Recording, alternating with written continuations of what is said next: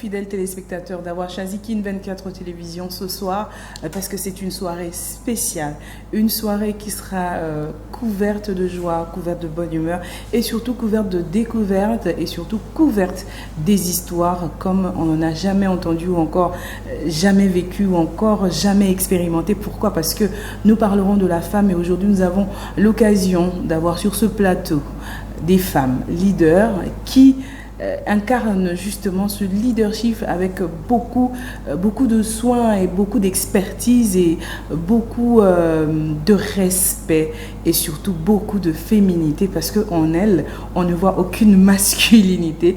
Elles sont véritablement des femmes qui se démarquent dans la société et principalement dans la société congolaise. Je ne serai pas seule pour ce plateau spécial femmes. Je serai avec Bénédicte Mounier à qui je dis bonjour.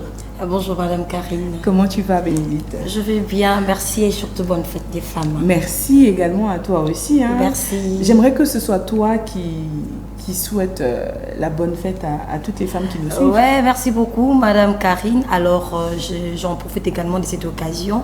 Aujourd'hui nous sommes le 8 mars, la journée où nous célébrons le droit, je dois bien préciser, le droit de femme. Alors qui dit droit de femme ne dit pas porter l'épargne ou encore aller festoyer comme je le vis en venant. Les bars sont remplis de femmes, mais je me suis dit mais qu'est-ce qui se passe? Bon, les femmes ne comprennent pas ou quoi? Eh bien évidemment je ne peux pas les juger aussi. Oui. Je leur souhaite également bonne fête des femmes, mais qu'elles prennent quand même conscience de ce qu'elles sont. Ouais, ça sera très important. Surtout ça. Merci beaucoup Béni. Je ne dirais pas qu'en fait on n'est pas en train de les juger, on est juste en train d'analyser. Voilà. Je pense que nos invités surprises sur ce plateau pourront aussi ouvrir cette brèche pour que que tout le monde soit un tout petit peu touché. On ne va pas leur interdire de festoyer, ce n'est pas interdit. Nous aussi ici nous sommes en train de festoyer. On est en train de festoyer, mais comment nous festoyons et quelle qualité de fête nous sommes en train de faire. C'est ça maintenant qui nous démarque des autres.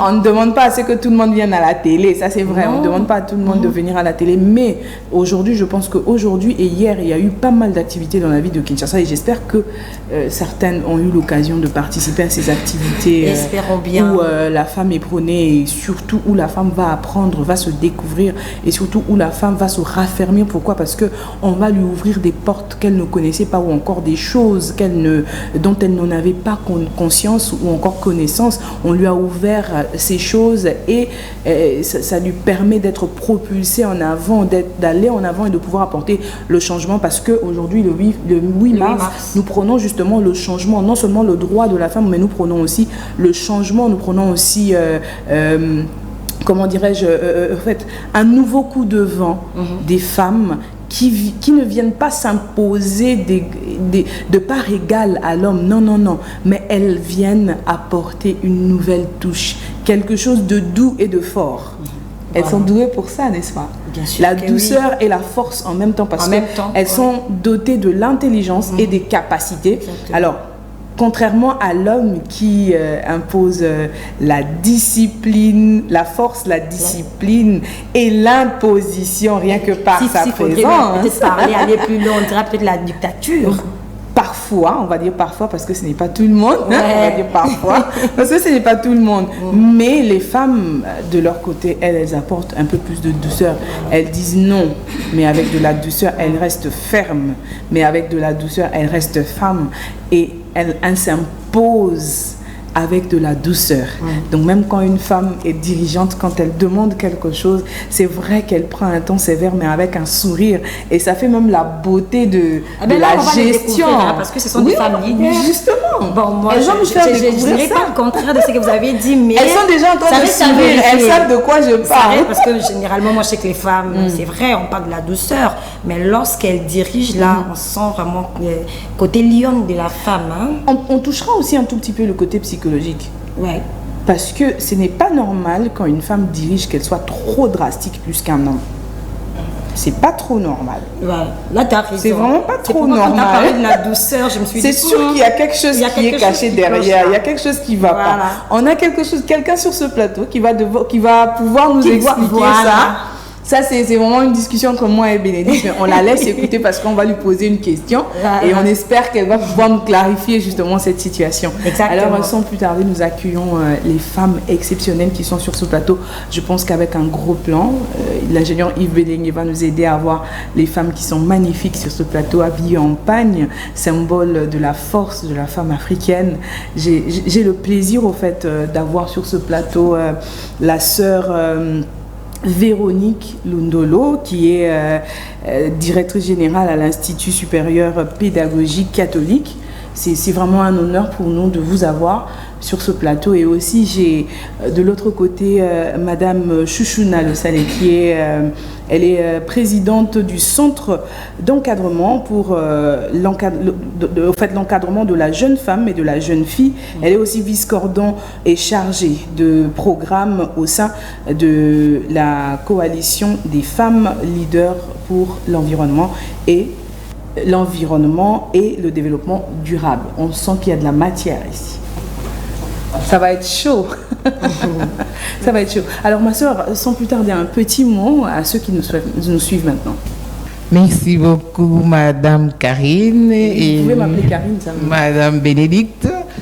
C'est pas un problème, hein. D'ailleurs, ça serait signe de proximité, mais la politesse oblige, je suis obligée de le dire. D'accord. Et merci à Madame Chouchouna. Imitant toutes les femmes et tous les hommes qui nous disent bonne fête en ces jours, je vous dis bonne fête. Merci. Sachant que ce n'est pas une fête, sinon une commémoration. Bien sûr. Bon, commémorant, on célèbre. Alors, donc, bonne fête. On célèbre, oui. Merci beaucoup. Alors, maman Chouchouna, un petit mot.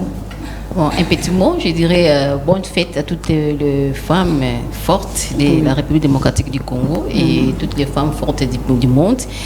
Comme vous le savez, le 8 mars, c'est une date de commémoration, bien sûr, et moi, je considère comme une date de réflexion, une date d'évaluation, d'évaluation de chacun de nous. Et à nos hommes aussi de nous évaluer quel est l'apport de chacune de nos femmes ici dans nos foyers, dans notre société, dans nos entreprises, secteur privé et public. C'est une date de commémoration et de célébration de cette famille-là qui a marqué. Oui, surtout ça. Bonne fête et à toutes les mamans de la CEFLED et de CEPEF. Merci beaucoup, merci beaucoup. Alors, on va directement nous jeter à l'eau et on aimerait bien avoir la petite histoire qui est cachée derrière la sœur Véronique. Comment avez-vous fait le choix de devenir d'abord religieuse? Ça nous aimerions vraiment savoir. En 5 minutes, on veut savoir quand même. Comment avez-vous fait le choix de devenir... Parce que ça n'a jamais été facile. Il faut qu'on se le dise la vérité. Voilà, il y en a une qui reconnaît au moins. Qui reconnaît. Inspirante et turbulente, on m'a chassé là. Bon. Donc chez vous, on va chercher à savoir pourquoi vous avez été chassé. On va chercher à savoir pourquoi vous avez été chassé. Mais bon, la sœur Véronique, puisqu'elle a gardé, on ne va pas dire que vous avez perdu votre vertu, mais comme elle a essayé de garder sa vertu et sa vocation en même temps, nous sommes curieuses. Qu'est-ce qui est caché derrière la sœur Véronique? Merci beaucoup. J'aimerais bien simplement dire une chose. On n'a pas chassé Madame Chouchouna. Simplement, on oriente autrement. Simplement. On ne chasse pas. Quand on sent que la vocation... On oriente peut-être ailleurs. Et c'est pourquoi elle est cette femme qu'elle est là. Elle est devenue forte d'ailleurs. Parce que c'était ce qu'elle devait être. Voilà. Merci. Une question pertinente, facile, mais en même temps difficile à répondre. Oui. Parce que l'histoire, je crois qu'elle est très longue. Oui, pas simplement qu'elle soit longue, mais l'histoire des vocations, c'est affaire de Dieu. Ok. Souvent, c'est quand on est jeune, on ne sait pas encore beaucoup de choses. Souvent, on a tendance à dire que j'ai la vocation. Mais quand on se lance là-dedans, on se rend compte que on n'a pas la vocation. Ah, parfois on se trompe, on se dit... C'est Dieu qui appelle, c'est Dieu qui fait les pas avec son peuple, qui fait les choix. Et simplement, au fur et à mesure qu'on fait un processus de discernement, et c'est aussi Dieu qui vient ratifier à travers les médiations et orienter autrement. Mettent sur nos chemins qui sont... Voilà, donc... mais au moins, toujours, il y a des choses qui nous inspirent et qui nous poussent à aller. Et alors, à partir de cette motivation, on vous soumet au processus de discernement, c'est ce qu'on appelle formation initiale. Et les médiations qu'on met sur les chemins, qui sont les formatrices, vous accompagnent pour discerner avec vous-même si réellement c'est par là la voie. Et après, si c'est vraiment là-bas, bon, on arrive à faire des vœux.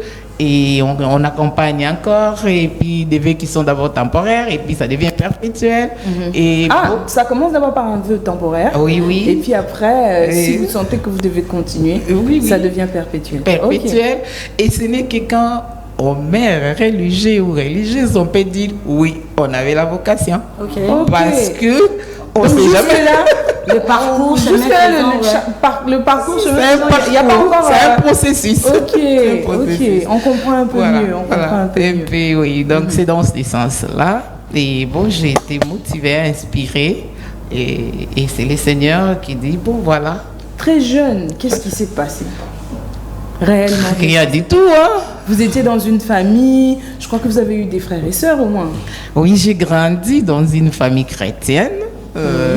Nous sommes 6. Et d'ailleurs, nous sommes des religieuses en famille. Waouh!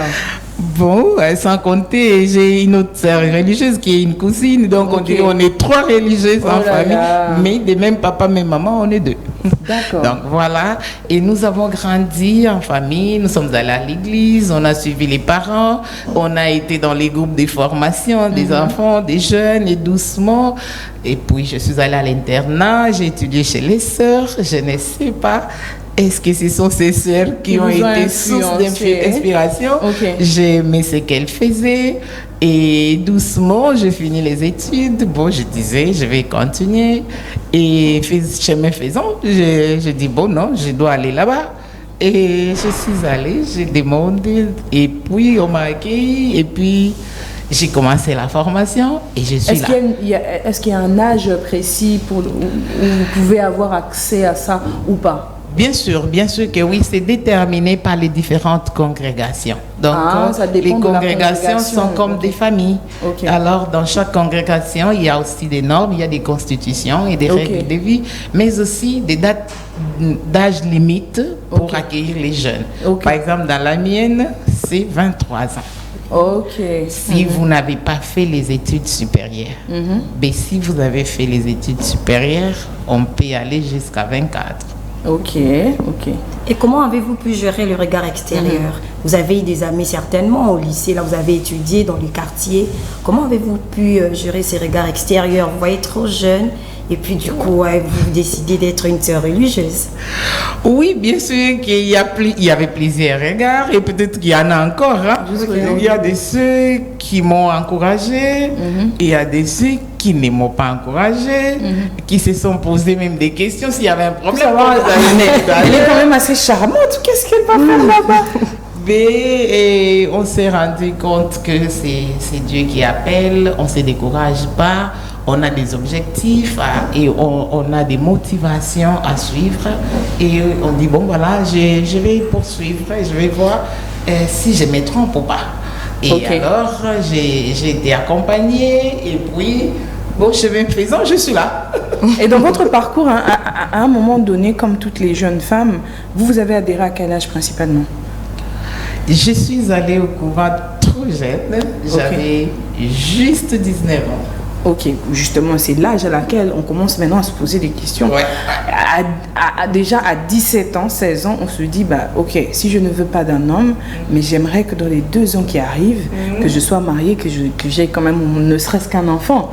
C'est ce qui se passe avec toutes les jeunes femmes. Alors, vous n'avez pas eu ce déclic-là, vous avez directement pensé vous confier au Seigneur? Non et oui. Quand j'étais petite, enfant, pas encore adolescente, c'est vrai que j'ai dit, je vais être médecin, je vais avoir mon mari, je vais avoir 3 enfants bien précis, des filles et des garçons. C'est comme si c'était un exercice de mathématiques. Je l'ai préparé. Tous les rêves de petites filles, Et quand j'ai fini les études adolescentes, ça c'est sûr, parce que 18, 19 ans, c'est l'adolescence. Déjà diplôme d'état fini, oui. Et je n'ai plus pensé à avoir un enfant, un mari ou faire la médecine. Mais je me suis dit, je vais faire la chimie atomistique ou nucléaire. Et je me suis dit, je vais faire une bombe. Oh là là. Juste comme ça. Oui, parce que... Il n'y avait pas quelque chose qui vous a... Non, parce que je faisais les études biochimiques, et après, c'est la chimie... qui t'intéressait le plus, au fait. C'était un coup de cœur. Oui, que j'aimais beaucoup, la chimie, la biologie. Mais en 6e, alors la chimie était... divisé carrément le centre de ton monde, quoi. Il y a trois chimies différentes. Et il y avait la chimie nucléaire, il y avait l'atomistique, et puis il y avait l'analytique. Et alors, j'ai beaucoup aimé les 2 autres chimies. Donc nucléaire et atomistique. Et alors, j'ai dit, je vais faire ça plus tard et je vais faire une bombe. Ouh là là. Et vous y êtes allé jusqu'au bout ou non? Non, malheureusement. Qu'est-ce qui s'est passé? Et dès que j'ai fini les études, alors la médecine m'est revenue et brusquement, je ne sais pas trop dire, vraiment, je ne peux pas vous dire qu'est-ce qui s'est passé. Je changeais des panoramas, pouf, je dis je vais être ça. Wow. Et alors, je suis allée au couvent et puis j'ai vu les jeunes sœurs qui étaient en train d'étudier. Ils étaient en train de faire la philosophie. Et je suis allée faire un exercice de logique et j'ai demandé au professeur, ici c'est l'université des prêtres, qu'est-ce que les filles font dedans? Alors, il m'a dit, ce ne sont pas des filles, ce sont des sœurs. Ah, d'accord. Et j'ai dit, d'accord. Les apprenantes, comme on dit. Et je vais devenir sœur comme elle. Bon, lui aussi très comique, il a appelé aussi une des sœurs qui est morte déjà, paix à son âme, Julienne. Et dit, il y a cette fille qui veut devenir sœur. Et alors, elle m'a donné l'adresse du couvent, je suis partie. Et j'ai dit aussi à la supérieure, je veux devenir sœur. C'était comme la blague, hein? Oh là là. Et du coup, vous êtes directement lancé en philosophie. Et alors, quand je suis... la supérieure m'a dit, oui, va prendre tes affaires. Viens ici. Je suis allée prendre mes affaires, mais je suis allée avec un petit sac. Parce que tu te disais... Pas une valise, parce que je ne savais pas comment ça va. Et alors, je fais une année... oui, non, aujourd'hui je rentre chez nous, demain je rentre. Ça arrive aussi que quelqu'un qui souhaite vraiment mener une vie pieuse ou des religieuses, mais qu'elle fasse aussi des allers-retours. Parfois elle veut y aller, parfois ça arrive aussi. Quand on est en processus de discernement, ça peut arriver. C'est comme ça que maintenant nous organisons déjà une année comme ça avant, que nous appelons Aspiranta. Les jeunes viennent, elles nous voient, on partage. Et alors plus tard, une année après, si elles se sentent vraiment un tout petit peu sûres, alors elles entrent. Et alors moi, je suis partie comme ça, et alors c'était un peu, oui, aujourd'hui, on se moque de moi parce que je ne savais pas préparer, je prends mes affaires, je rentre chez nous. Oh là là. Le lendemain, je me sens un peu en sécurité, je reviens. Oh là là. Et heureusement, j'ai eu une formatrice une espagnole qui est vivante, la sœur Inès, qui a eu beaucoup de patience. Et au bout d'une année, alors là, je devais faire déjà les couvents internes. Et c'est en ces moments qu'on m'a demandé de faire la philosophie. Vraiment. Et je suis allée faire la philosophie. Donc rien de bombes, rien de nucléaire, rien d'atomistique, rien de médecine, et direction philosophie. Philosophie. Waouh, quelle histoire. Alors nous avons une question qui nous vient du frère Christian depuis Maluku. Il veut savoir si vous ne regrettez pas cette vie religieuse. Est-ce que vous regrettez? Je ne regrette pas parce que c'est une décision. Parce que j'ai eu une formation. Au fait, tout à l'heure, j'ai dit un petit, comme vous avez dit en 5 minutes, mais c'est 12 à 14 ans d'expérience qu'on a dit en 5 minutes. Donc, j'ai commencé par être candidate, comme nous appelons chez nous. Et après, j'ai fait 3 ans de postulat, j'ai fait 2 ans de noviciat, j'ai fait 6 ans de veille temporaire. Et maintenant, j'ai fait presque 15 ans de veille perpétuelle. Wow. Alors, c'est une décision. Et chaque jour, on réfléchit, on revient, parce que nous avons des retraites annuelles chaque fin de l'année. Nous allons au bout d'une expérience d'une année, on fait l'évaluation sur ce que vous avez vécu, sur ce que vous avez fait. Et dans ça, vous sentez qu'il y a des choses qui sont un peu peut-être dégoûtantes. Par contre, il y a des choses qui sont bonnes et vous dites, est-ce pour ça que je dois me décourager pour abandonner une décision? Une petite question qui me vient en tête juste quand vous parlez. Vous avez dit il y a des choses qui vous plaisent, il y a des choses qui vous dégoûtent. Je veux savoir, ce qui vous dégoûte le plus, c'est quoi? Des fois, ce sont les services. Hein. On est au travail, vous allez à mission et vous rencontrez des fois des défis et des difficultés qui vous dépassent. Ok. Et des fois, pour ne pas prendre les plus difficiles, hein, je vais prendre les plus simples. Vous allez à mission et vous vous trouvez en face des personnes peut-être très vulnérables. Soit qui n'ont pas des moyens pour étudier, soit qui n'ont pas des moyens pour manger, soit qui n'ont pas des moyens pour aller à l'hôpital. Mais vous vous trouvez en face d'une personne intelligente. Et vous sentez que ça vaut la peine. Potentiel. Et vous vous trouvez maigre réduit sans rien.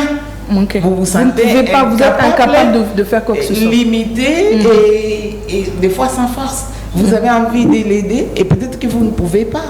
À un moment donné, tu peux dire, Seigneur, si j'avais vraiment un travail qui est à moi propre, parce qu'au nom de notre vie de pauvreté, tout ce qui est à nous et à la communauté.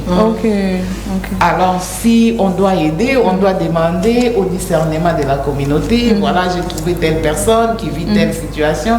Est-ce que nous pouvons? Et la communauté discerne. Elle ne discerne pas parce qu'elle veut refuser, mais simplement parce qu'on voit qu'est-ce que nous avons comme moyens. Est-ce qu'avec ces moyens, ça nous permet pour survivre nous-mêmes et pour venir en aide à quelqu'un? Oui, ça va, d'accord, on se lance en aide. Et bon, ça va, on est... Parfois, vous êtes atteint psychologiquement par ça, très affecté.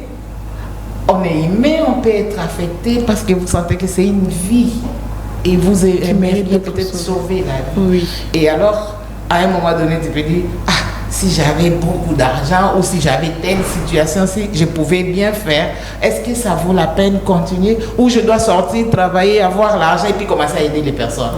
Tout ça, ça peut vous mettre en... Vous déstabiliser un peu. C'est pour dire que c'est des simples, mais il y en a autant. Il y en a autant. Merci beaucoup, sœur Véronique. Eh bien, maman chouchou. Maman Chouchouna. Maman Chouchouna. Merci beaucoup, Béni.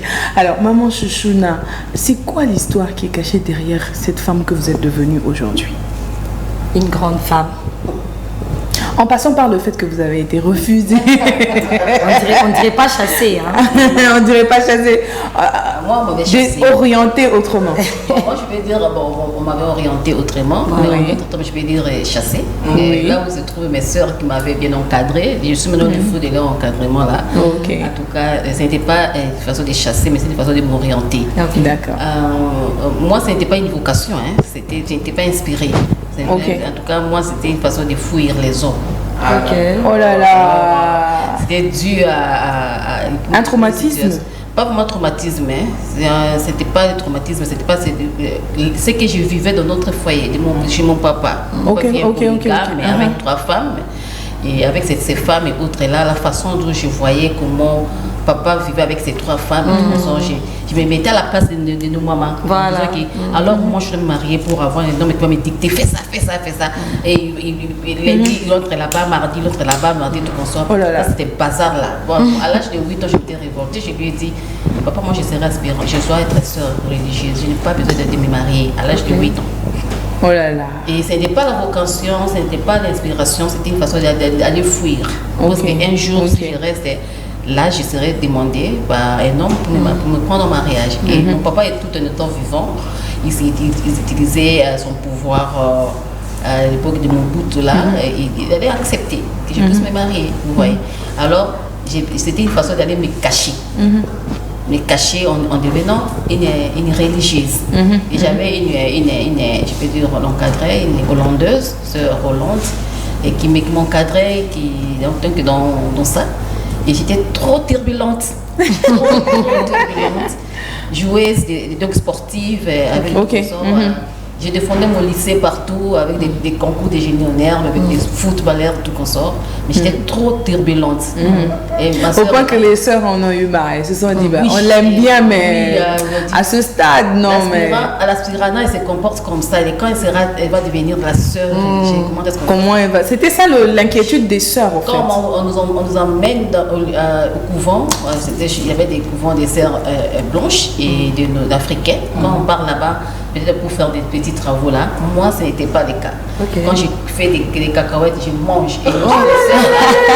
Et les sœurs, oui, il y a la discipline. C'est-à-dire que je réponds, je dis, là où on travaille, on mange. Et c'est ça. Et c'est ça là, qui travaille à la telle, mange à la telle. Et là, il y avait des conduites, parce qu'on nous cotait quoi. Et là, je ne méritais pas. Et tu ne cachais pas, tu montrais qui tu étais. En tout cas, je ne suis pas hypocrite. Et du coup, après être, je dirais pas expulsée, mais je dirais orientée autrement, qu'est-ce que vous avez ressenti? En tout cas, rien. Ok. Donc c'était pas votre vocation. Justement, je vais savoir en fait comment ça s'est passé pour que finalement les sœurs se disent, toi, on pense que tu dois aller de l'autre côté. Même elles, ils ne m'ont pas orientée. Moi, je peux dire que quand j'ai perdu mon papa à l'âge quand j'étais en 4 ans des humanités, j'étais trop turbulente avec des amis par-ci par-là. Ma maman, elle est branamiste depuis que j'ai l'âge de 7 ans. Mais ma maman me comprenait. Quand vous avez une maman qui te comprend, quand je lui avais confié mon secret, je lui ai dit, maman, j'ai des amis par-ci par-là, mais en aucun jour je serai déviergée. Je serai derrière un homme là. Si je ne veux pas une sœur religieuse, je vais me marier tout en ayant ma maison, mon argent dans les comptes, ma voiture, je conduis carrosse, et je dois être indépendante. Et j'avais dit ça à ma maman quand j'étais en 4e des humanités. Et elle avait confiance en moi. Malgré que tout ce qu'on lui racontait, que j'ai confiance à ma fille. Et j'avais une maman qui m'a dit, et elle est là. Elle m'a encadrée. Elle est en vie? Elle est en vie, elle est vivante. Tu peux la saluer? Je salue maman Victorine, il est là. Voilà, maman Victorine. Elle était enseignante au lycée, à l'école des sœurs aussi. Et elle a enseigné beaucoup des députés aujourd'hui et des femmes qui sont passées par elle. Ils sont passées par elle là. Une femme est trop. Donc elle a étudié dans le même lycée que moi je suis là. Ses grandes sœurs autres, elle est comme ça. Dans son foyer, elle était la cadette des femmes, mais elle nous a encadrés nous tous. J'ai salué mon papa tout en étant au tombeau parce qu'il nous a élevés toute en unité. Tous ensemble, oui. Même maison, les 3 femmes. Il a réussi à vous garder ensemble en fait. Bon, des lycées, des aspirana, à la vie que je mène aujourd'hui. Donc je l'ai tracé tout en profitant du rigueur de ma maman et de mon papa. Parce que en ayant aussi moi-même mon objectif. Je m'étais fixé l'objectif en disant je dois être une femme indépendante. Je dois réussir. Je dois réussir. En tant que femme, je dois réussir. Il faudrait vraiment que lorsqu'on parle de moi, que l'on sache vraiment que j'existe. Oui, c'est ça. Donc, dès mon enfance, là, lycée, quand j'ai quitté le lycée, ma tante maternelle m'appelle ici, à l'UNIKI. J'ai fait la communication. À l'UNIKI? À l'UNIKI, communication des organisations. Et communication marketing et relations publiques. Voilà. C'est là où je me suis dit, bon, j'avais envie de faire le droit. Mais mes tantes, mes oncles m'ont orienté à la communication. Parce qu'en disant que non, toi avec ton caractère là, si tu faisais encore le droit, ça sera pire. On ne va pas respirer. Voilà. Il faut aller faire peut-être économie ou quoi. Et à l'époque, pour avoir l'inscription à l'INIKI, j'ai fait l'inscription, je voulais faire maintenant marketing politique. À l'INIKI, j'étais avec ma sœur Laure Mbongo, j'étais très petite là. Elle nous encadrait au G1 économie. Et vous encadrez par des prières et tout ça. Elle était douée pour ça. Et les nous est sorti à la faculté des lettres, philosophie et lettres. Pour que je puisse faire l'histoire. Je me suis dit, je dois faire quoi l'histoire? Histoire annoncée? Non, jamais. Et c'est là que varié et j'ai trouvé l'option de la communication. Et j'ai commencé la communication. Je me suis dit, je dois faire la communication. Et arrivé à troisième, c'est là où il y avait la mort des grands journalistes, Papa Nguike. J'ai eu peur de me professionnaliser dans le journalisme. Juste à cause de sa mort? Comment ça? Qu'est-ce qui s'est passé? Je voulais vraiment faire le journalisme d'investigation. Mais qu'est-ce qui s'est passé avec lui? Non, je ne sais pas. Il y avait un embuscade, il y avait... Consort, Papa Nguike, vous le connaissez?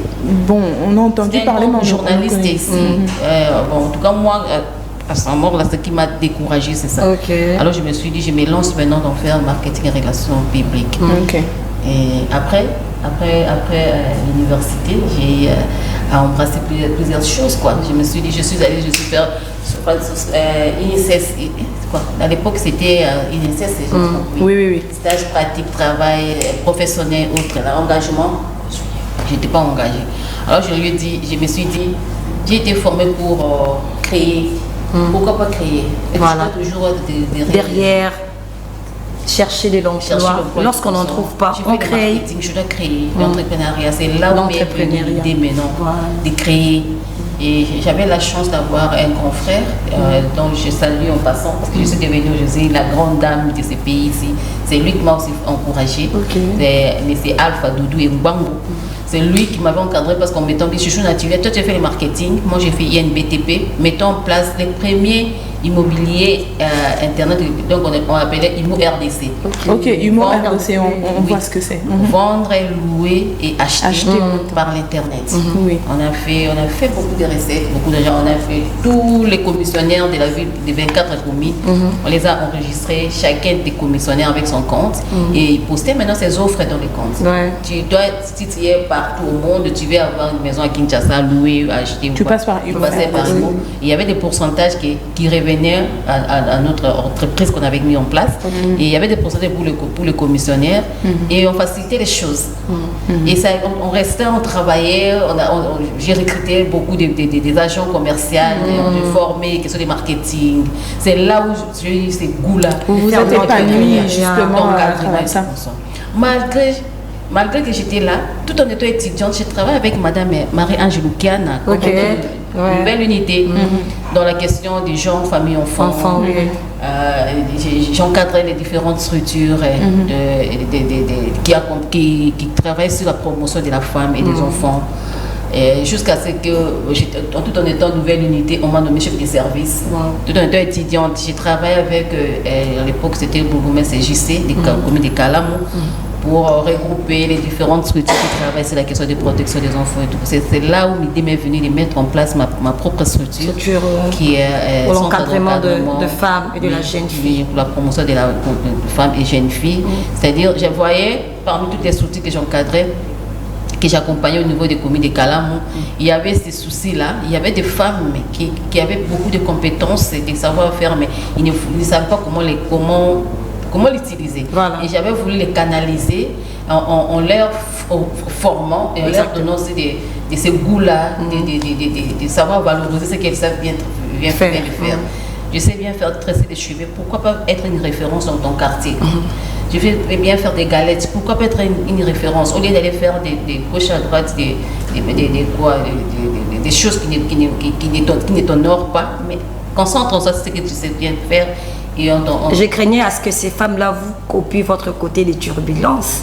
Non, en tout cas, quand j'ai fini l'humanité, je suis comme mon papa est parti. En tout cas, j'ai eu la conscience. En tout cas, la turbulence, là, ça n'était pas vraiment... C'était jamais facile. En tout cas, je prenais l'élan d'une grande dame, là. Et au fur et à mesure d'encadrement, je travaille avec l'UNICEF, Banque mondiale, pour les questions des femmes, la réinsertion sociale des enfants, on fait avec la loi. La réinsertion des enfants mineurs et du consort, dans des différentes maisons d'accueil et tout, avec le ministère des Affaires sociales. Je n'étais pas payée. Donc je faisais ça bénévolement, comme ça. Donc j'aimais bien défendre les droits des femmes. Parce que j'ai vécu ça dans ma maison, chez mon papa. Comment je défendais les droits de ma maman, de mes mamans là. Alors je voulais continuer avec ça dans ma vie professionnelle. Et c'est ça le goût qui m'attirait, de travailler avec ces différentes structures et autres. Et quand Il y a la RDC a signé un contrat avec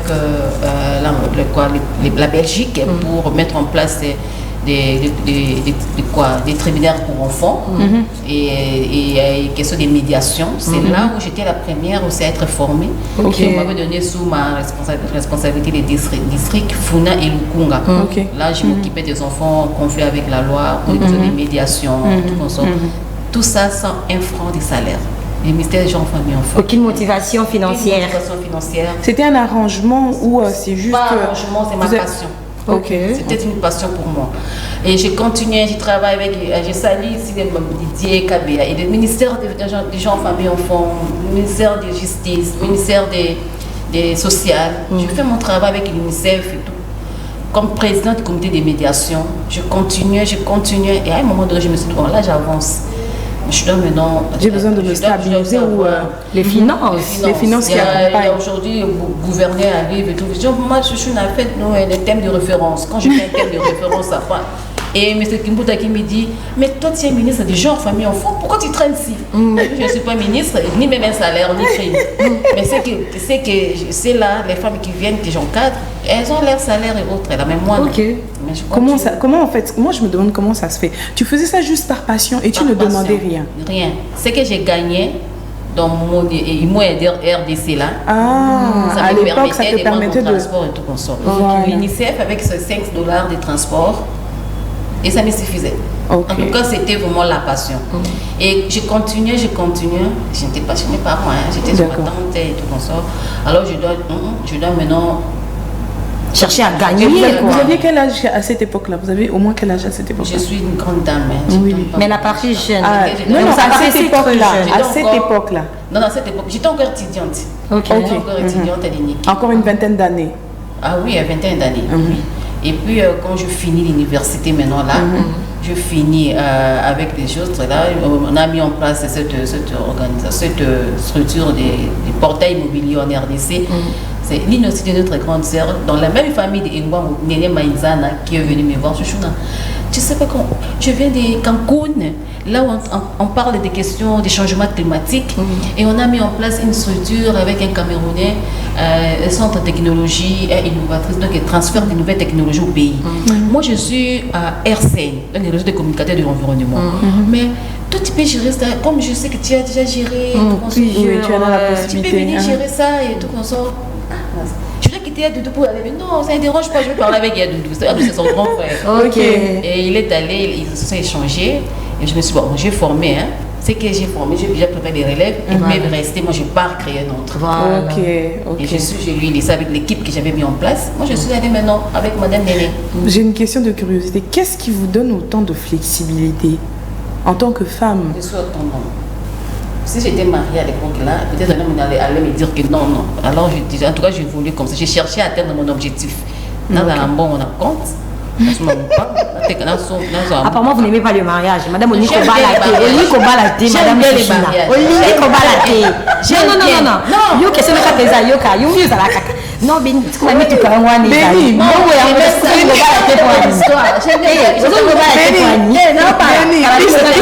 ils sont mariés, t'es donc te conclure. Tout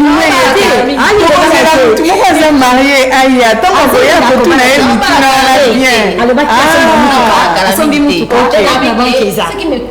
ce qui t'est préoccupé, c'est en fait ce qui t'est motivé. J'essaie de comprendre. Je voulais atteindre mon objectif. Je me suis dit, je dois être citée parmi les grandes dames de ce pays. Donc, ce balaki moyen dans la cité exacte. Ceux qui ont gagné un balapé, ceux qui paient et qui est roi. Mais vous êtes d'accord avec ça? Ceux qui ont balapé, peut-être elle a traversé tes portes. Vous êtes d'accord avec ça? Oui, avec des pincettes. Oui, avec des pincettes. Avec des pincettes parce que à la voir, elle ne devait pas être celle qui cède facilement. Et en même temps, je crois qu'en même temps, c'est question des dialogues. C'est question des dialogues dans les foyers aujourd'hui. il y a beaucoup de femmes, je crois qu'avec Madame Bénédicte, on a eu à faire beaucoup d'émissions, voilà. Dans ce sens-là, ouais. C'est question de dialogue, parce qu'il y a des femmes avec des talents, des potentialités, comme elle dit, là on sent vraiment qu'elle a les talents. Et puis elle a un parcours. Elle est super intelligente. Oui, avec un objectif. Et je ne pense pas que les hommes pouvaient... ça pouvait passer inaperçu. Non, avec des objectifs clairs. Et je crois qu'au foyer, c'est question de se mettre d'accord. Voilà, moi j'étais l'objectif et vous avez tel, mais au foyer nous avons ça. Et alors, c'est question de comment orienter, parce qu'il faut dialoguer et il faut faire. Parce que il nous faut un exemple concret. On aura tout à l'heure un exemple concret de femmes actives, super actives et qui sont au foyer. Voilà. On en aura tout à l'heure. Je peux dire quoi? Quand tu aimes, tu accompagnes. Ouais. Oui. C'est ça. Quand tu aimes, tu accompagnes. Je n'ai pas, vous n'avez pas eu la chance de rencontrer des personnes qui vous repulsaient? Non, en tout cas, dans ma tête, je n'avais pas ça. Okay. Je voyais tout d'abord ce que je faisais dans ma vie. Ce que vous devez devenir d'abord. Et puis quand je suis allée faire travail dans la structure là que Madame Dédé m'a appelée, en tout cas, je me suis investie, je me suis dit oui, je veux maintenant travailler. L'environnement, j'aime ça bien. Ok. Et c'est là quand j'ai eu maintenant ma bourse d'aller maintenant aller en Angleterre pour aller encore apprendre davantage. Et quand je suis allée apprendre encore davantage, c'est la gouvernance forestière. Et je suis encore entrée en profondeur de l'université pour apprendre la terre, la forêt et l'eau. Je me suis dit, waouh, ça c'est vraiment ce que je voulais. Et pour que je puisse bien le faire, je dois maintenant plaider à de façon que les droits de cette femme-là soient reconnus officiellement. Et c'est là, en dehors de la structure que j'avais mis en place pour l'encadrement de la femme jeune fille, c'est là où nous, toutes les femmes de la société civile environnementale, qui voyaient comment est-ce que nos apports n'étaient pas vraiment pris en considération. Parce que nous étions des femmes qui travaillaient dans l'ombre, comme les héroïnes dans l'ombre, dans les différentes structures des hommes, dirigées par des hommes, dans nos apports. Notre contribution n'était pas vraiment visuelle. Et c'est là qu'on a mis en place ce que j'ai appelé la coalition des femmes et leaders pour l'environnement et le développement durable. C'est dans le sigle où j'ai été élue comme vice-coordinatrice du programme. Et nous faisons ce que nous encadrons des femmes, des jeunes, des peuples autochtones pygmées. Nous sommes dans toute la République démocratique du Congo, dans ce qui concerne la question de gestion des ressources. Et je rappelle aussi que vous êtes parmi les négociateurs climat. Oui, je suis la négociatrice climat du pays concernant les questions climatiques. Voilà. C'est ça. Et pour le mariage. Moi j'ai une question, moi j'ai juste une toute petite question. On parle entre femmes. Il faudrait que ceux qui nous regardent puissent aussi quelque chose d'important. Alors, est-ce que vous ne vous sentiez pas seule à un moment donné? J'ai dit que je ne suis pas seule. Tu ne te sentais pas seule, pas du tout. En tout cas, quand j'ai travaillé, je ne me sentais pas seule. Tu étais tellement hyper active que... En tout cas, je ne me sentais pas seule. S'il y avait l'homme à mes côtés, là, je n'ai pas refusé. Mais j'évoluais seule. Et maintenant, il y a quelqu'un. Et ça ne te posait aucun problème? Aucun problème. Alors moi, en tout cas, je voyais au moins le travail. Parce qu'il n'était pas là, maman. J'ai travaillé comme ça. Donc, je voyais la vision. Maintenant, comme il est là, j'étais derrière ma vision pour atteindre ma vision. Et je suis toujours derrière cette vision. Apparemment, ta sœur voulait dire quelque chose. Oui, je vais poser la question à la sœur. Et maintenant qu'il est là, est-ce qu'il présente un certain frein? Un danger? Non, pas un danger, un frein. Maintenant, il m'appelait, il me dit, tu pars. Moi, je dis, avant que je sorte, maintenant, je pars une émission, il y a des qui m'appellent. Ah bon, ok, mais tu veux m'accompagner? Tu peux annuler l'émission. Ah, ça c'est ma vie. Et il a accepté son problème. Facilement. Vas-y, quand tu termines. Écris-le, ma problème était. Écris problème était. C'est elle qui est d'accord avec moi et il est là pour m'accompagner pour que je puisse atteindre la vision. On en profite pour... La sœur voudrait dire quelque chose là. Vous voulez dire quelque chose? Avant qu'on enchaîne, parce que moi je voulais introduire quelqu'un qui va nous donner plus de détails par rapport à ça. Non, mais que la sœur dise quand même un mot. Oui. Oui, parce que tout à l'heure, je voyais la dame qui entrait. Je me dis certainement, peut-être qu'il y a une autre voix. Oui. Mais ce que je disais, elle vient de le dire à la fin. Je sais que ce n'est pas facile. Avant, c'était difficile. Quand on est au foyer, on trouvait des hommes qui étaient comme qui acceptent facilement que vous ne devez pas travailler, vous devez rester au foyer. Mais au fur et à mesure, il y a prise de conscience, il y a des hommes qui commencent à devenir flexibles. Et c'est question, comme je disais, des dialogues et des communications. Et c'est question de bien ordonner son horaire. Parce que dans une émission avec Madame Béni, j'ai dit ça aussi, parce que quand on est au travail, des fois on s'oublie soi-même. Voilà. On a des horaires bien serrés et des fois on se demande est-ce qu'il faut respirer. Est-ce que vous avez une vie? Est-ce que vous avez une vie? Et il y a des femmes qui sont, comme tout à l'heure, j'avais une conférence où j'ai parlé de la double casquette des femmes. On est en même temps au foyer, mais en même temps, on est dans la participation et la contribution économique, politique, sociale et tout. Et on voit que les femmes sont fortes. Et là, j'ai dit, coup de chapeau à toutes les femmes qui nous suivent. Nos mamans sont des femmes résilientes, c'est des femmes courageuses, c'est des femmes fortes parce qu'elles font plus que ça.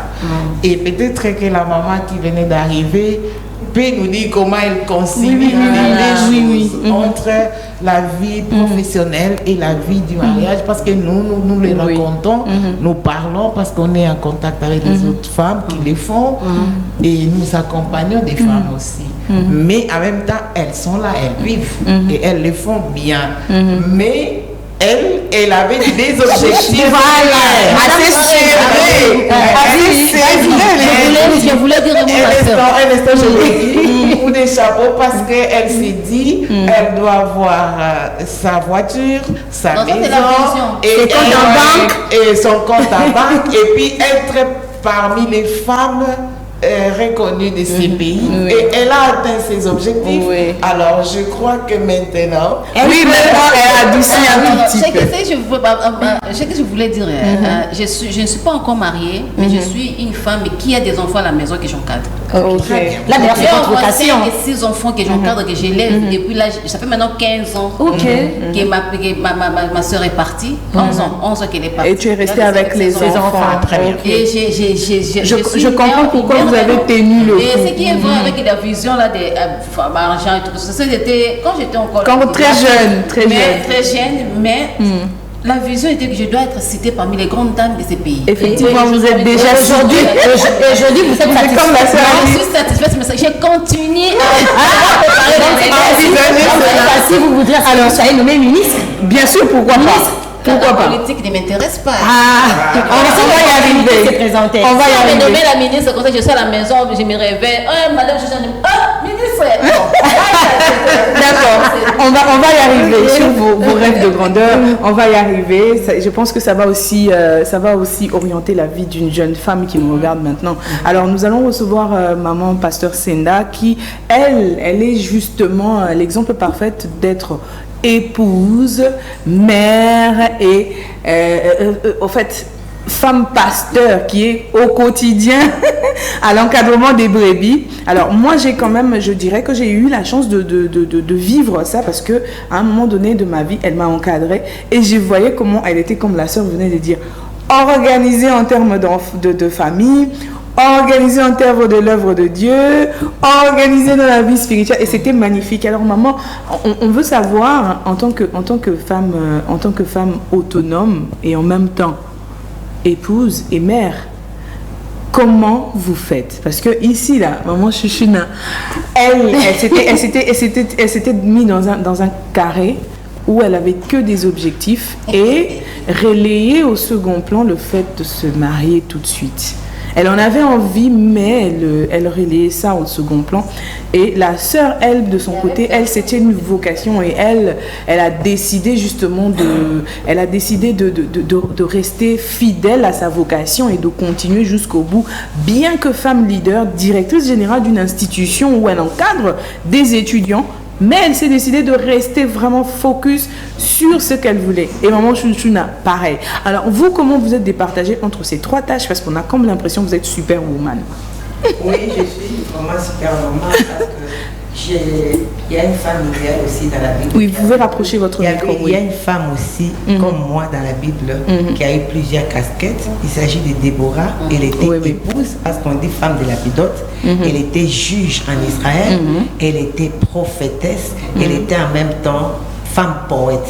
Comment elle conciliait tout ça? Donc, c'est possible de le faire, il faut aimer ça. Et quand tu aimes, tu vas le faire. Moi, s'il vous plaît, maman pasteur, si vous pouvez fixer la caméra. Hein? Moi, je suis mère, je suis épouse et je suis servante de Dieu.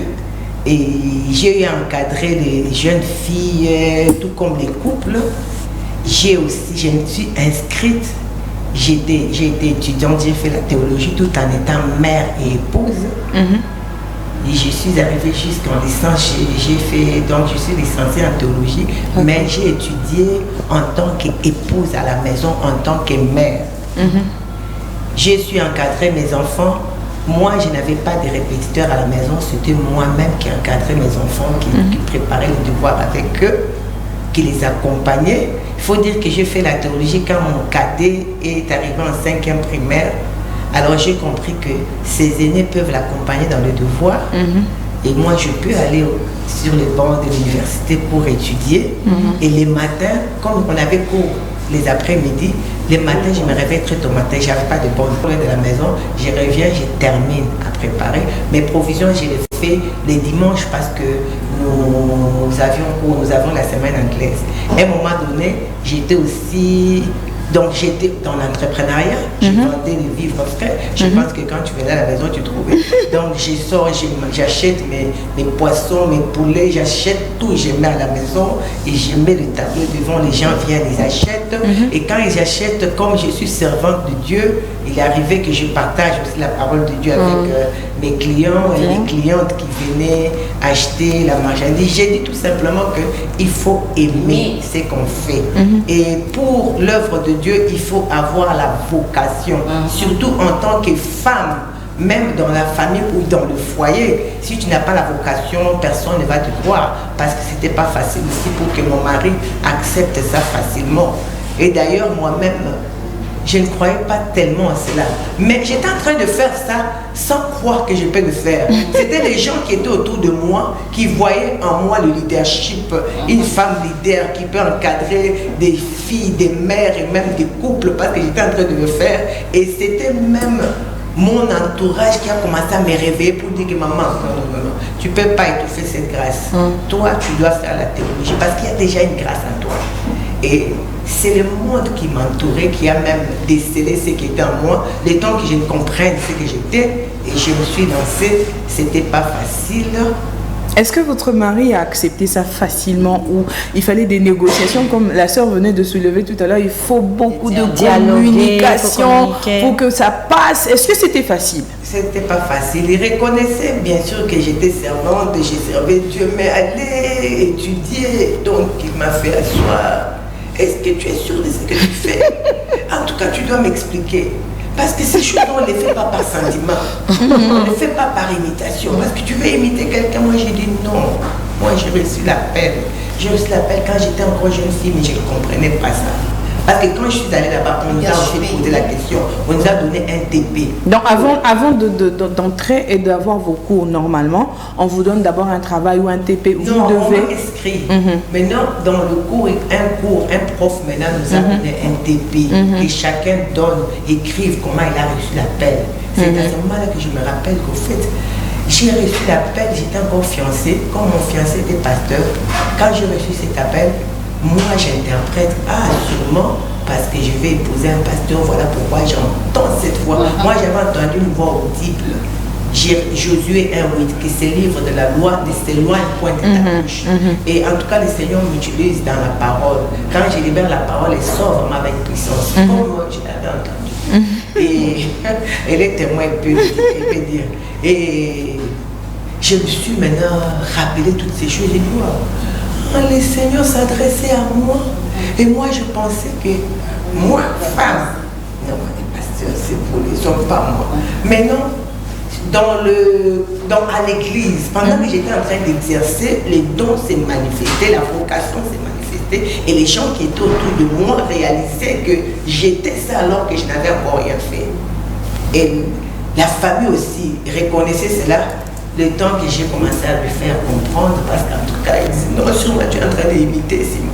Mais petit à petit, il a compris. Vous savez aussi, les hommes avec naturellement un peu l'orgueil masculin, avec notre culture aussi, il faut y aller petit à petit. Parce que même nous-mêmes, moi-même, j'étais aussi obstacle.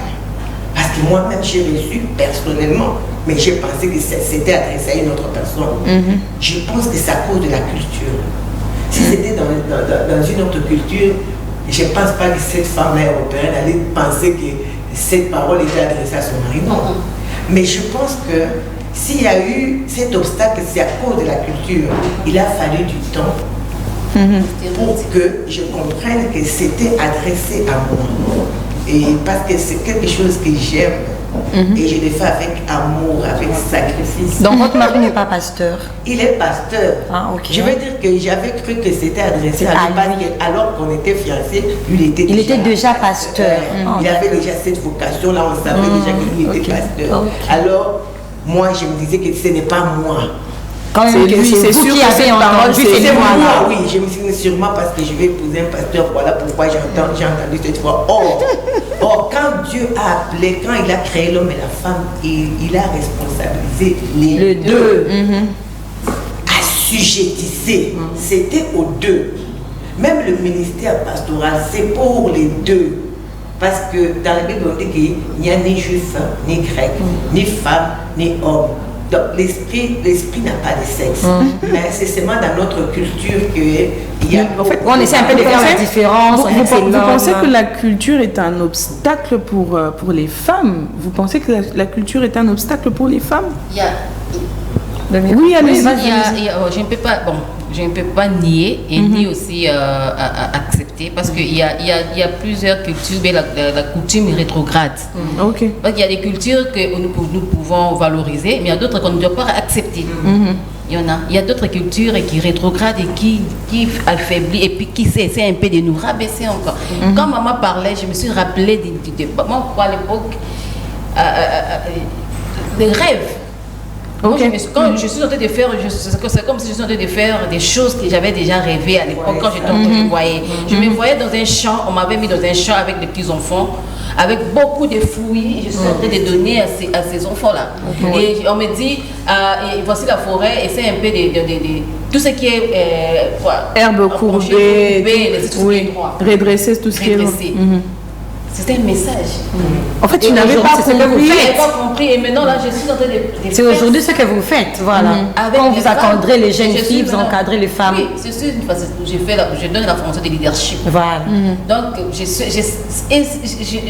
quand maman parlait, je me voyais dans ce que j'avais vu et je suis en train de faire. Ah, donc toi aussi, tu avais vu par des rêves, mais tu ne t'étais pas encore rendu compte que, effectivement, c'est ce que je suis en train de faire aujourd'hui. Pas du tout. En tout cas, les chères femmes, ne gâchez pas vos rêves et surtout faites vraiment attention à vos rêves et surtout restez concentrés sur ce que vous rêvez. Même si vous êtes très jeune, restez concentrés sur ce que vous rêvez parce que sinon vous allez vous égarer. Alors faites vraiment attention à vous. Je pense qu'il est grand temps que nous puissions avoir une pause publicitaire, comme ça quand nous allons revenir, nous allons pouvoir continuer à échanger avec les mamans qui sont ici et je pense que cela va vous apporter quelque chose de bien mieux.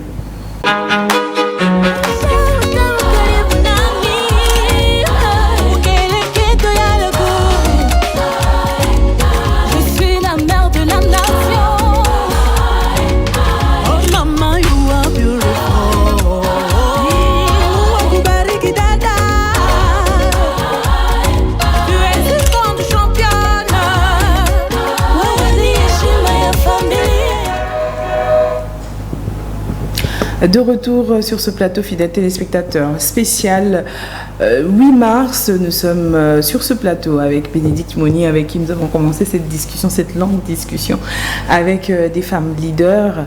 Nous avons une femme pasteur du nom de maman pasteur Senda qui est là. Nous avons aussi maman Chouchouna qui est là, une femme leader dans l'encadrement de la jeune fille et surtout dans l'environnement et le développement. Et nous avons aussi la directrice générale général de l'Institut supérieur pédagogique et qui est avec nous. La discussion devient assez croustillante parce qu'il y a beaucoup de choses à se dire entre femmes. Il y a vraiment beaucoup de choses à se dire entre femmes. Et nous avons appris tout à l'heure qu'il ne faudrait pas mettre de côté ses rêves. Surtout quand on est jeune, il ne faudrait pas mettre de côté ses rêves. Lorsque je parle de rêves, ce n'est pas des rêves qui te disent seulement ce que tu vas... qui viennent dans ta tête comme ça, comme de l'imagination. Non, non. Des choses que tu as rêvées peut-être pendant la nuit ou pendant la journée qui étaient déjà des petits signaux sur ce que tu vas devenir alors que tu n'as pas fait attention. Il faudrait garder ça quelque part dans un coin de la tête et surtout y tenir fermement parce que c'est ça qui va déterminer ta vie de demain. Pour ceux qui ont suivi la première partie de cette émission, je pense que vous avez pu puiser quelque chose de nouveau. Pour ceux qui ont eu l'occasion vraiment de nous suivre en long et en large, vous avez quand même puisé de la vie de ces dames qui sont sur ce plateau. Et j'aimerais que l'on entre dans une deuxième phase où on doit se dire vraiment la vérité entre femmes. On doit se dire la vérité entre femmes. J'aimerais savoir, aujourd'hui, la société féminine, je dirais la société féminine, parce que nous remarquons que les femmes vivent aujourd'hui dans la comparaison. Nous vivons une époque où, quand moi, je suis habillée en wax anglaise, je regarde que Bénédicte est habillée en super wax hollandais, j'éprouve de la jalousie. Quand une autre a des gros diplômes, une autre roule carrosse, une autre est leader et encadre des jeunes, j'ai comme l'impression que je devrais échanger ma vie à sa vie. Je commencerai par la sœur Véronique. En tant que vous êtes philosophe, vous êtes psychologue, vous incarnez un peu beaucoup de casquettes. Vous êtes aussi femme d'église. Alors, j'aimerais savoir, est-ce que le problème, il est psychologique? Est-ce qu'on doit expliquer ça de cette façon? Qu'est-ce qui pousse la femme à se comporter de cette façon? Si vous en avez une petite idée. Et merci beaucoup, Madame Karine. Avant d'aborder votre question, j'allais revenir sur ce que Maman Pasteur disait tout à l'heure. Si la culture était un frein pour la réalisation des femmes, j'ai écrit toute une thèse sur ça. J'ai défendu ma thèse de doctorat autour de la question des genres en Afrique. J'ai parlé sur cette façon de faire. Il est vrai, en Afrique, traditionnellement, mais même actuellement, il y a encore les poids culturels sur les processus de développement des femmes. Bien que il y a des pas qui se font, et je me rappelle, ça doit être l'année passée, non, Bénédicte, si vous vous rappelez, quand nous avons parlé de la femme dans la mondialisation. Voilà, c'était dans une émission. On fait les pas, on est au cœur même de la mondialisation, mais en même temps, la culture, les faits culturels s'imposent et puis ça pèse. Quand j'ai pas défendu ma thèse, même on m'a dit que j'étais en train de défendre la culture européenne. Je n'ai pas défendu la culture européenne. Ah, lorsque vous défendiez votre thèse, on vous a dit ça? Je suis sûre que c'était un homme qui a dit ça. Bien sûr, parce que j'ai fait... Vous avez dû piquer quelque chose chez lui. Simplement, c'était relever quelles sont les avancées dans cette culture-là et quelles sont les avancées dans la nôtre. Quels sont les obstacles dans la leur et quels sont les obstacles chez nous, la nôtre. Et comment sortir, comment faire. Et aujourd'hui, c'est vrai, d'une part, elle pouvait avoir raison, comme je disais, oui ou non, parce que même actuellement, il y a des hommes qui sont coriaces, qui n'aiment pas que les femmes travaillent.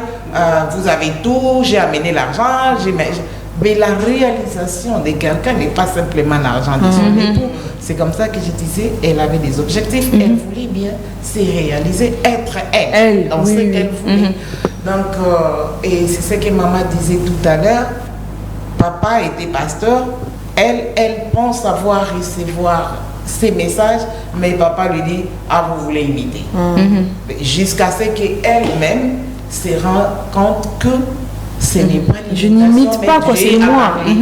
Et elle veut se réaliser dans cette vocation. Et doucement, elle ne se lance pas comme ça. Elle va faire les études théologiques pour être très sûre, se former, pour ne pas dire ce qu'elle veut raconter, mais au moins ce qu'elle a appris. Donc, un peu ça.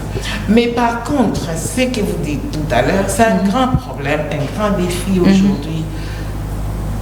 Vous voulez savoir si c'est une question psychologique? Oui. Est-ce que la comparaison que les femmes montrent aujourd'hui, est-ce que c'est quelque chose qui est psychologique ou on devrait dire que c'est dans leur nature? Loin d'être psychologique, ça peut arriver que dans tout ça, il y a les effets psychologiques quand on n'est pas capable de s'accepter soi-même, de se prendre, d'accepter son histoire, alors on devient mal à l'aise, on veut être l'autre. Ça, c'est un point de vue, mais aussi c'est question de formation. Ce n'est pas seulement question de questions psychologiques, mais c'est aussi question de formation. Si moi je me déploie dans ce que, comme elle a dit, elle est claire, je voulais avoir ça. Et elle s'est donné les moyens de les avoir. Elle n'a vu personne. Elle n'est pas là pour dire, moi je vais être, elle a dit, je voudrais bien être parmi. Elle ne dit pas, je voudrais être là. Au-dessus de tout le monde. Non, je vais être parmi. Citée parmi les femmes. Et alors, elle est là. Et elle s'accepte. Mais par contre, nous avons un grand problème. C'est comme ça que quand on entre au couvent, on nous demande aussi de faire ce que nous appelons le psychodiagnostic, un test psychologique, pour savoir votre histoire. Comment vous avez grandi en famille? Comment était votre papa? Comment était votre maman? Comment étaient vos frères? L'environnement dans les quartiers? Qui s'est moqué de toi quand tu voulais faire telle chose? Qui s'est moqué pas de toi? Et quand on s'est moqué de toi, comment tu prenais l'affaire? Et doucement, quand on ne fait pas face à cette réalité personnelle, demain, moi, je suis bien, peu importe les diplômes que je peux porter, mais dès que je vois Madame Karine, j'aimerais bien être journaliste. Et dès que je te vois, qu'est-ce qu'elle veut montrer? Demain, je vois Béni, alors j'aimerais bien être mince comme Bénédicte. Le lendemain, je voudrais bien être comme Madame Chouchouna. Le lendemain, je vais être comme Maman Pasteur. Et on ne sait pas ce qu'on est. D'un côté, ça peut être psychologique parce qu'on n'a pas fait face à son histoire dans la croissance personnelle, mais de l'autre côté, c'est question de formation. Quand je suis formée, je sais que j'ai telle chose, pourquoi je dois envier? Parce qu'on est dans un monde complémentaire. Vous pouvez être journaliste et vous nous invitez ici à un plateau pour partager les expériences aux autres. Et moi, je peux être enseignante, j'enseigne, et elle veut élever les enfants, et elle veut prêcher la parole de Dieu, et elle est journaliste. Et on fait une Macédoine intéressante, non?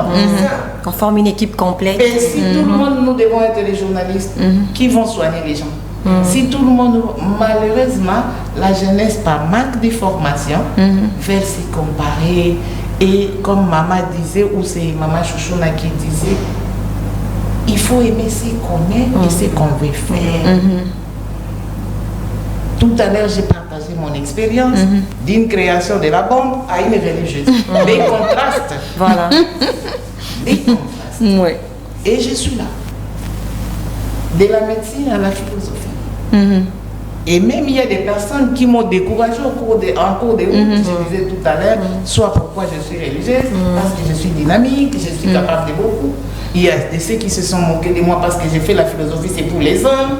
Et qui a dit ça. Et si on n'est pas sûr, alors on est déstabilisé. Alors je dis non, je laisse ça, je pars là-bas. Et peut-être là, je ne me retrouve pas. Et comme je ne me retrouve pas, je deviens frustrée. Et quand je deviens frustrée, je deviens jalouse.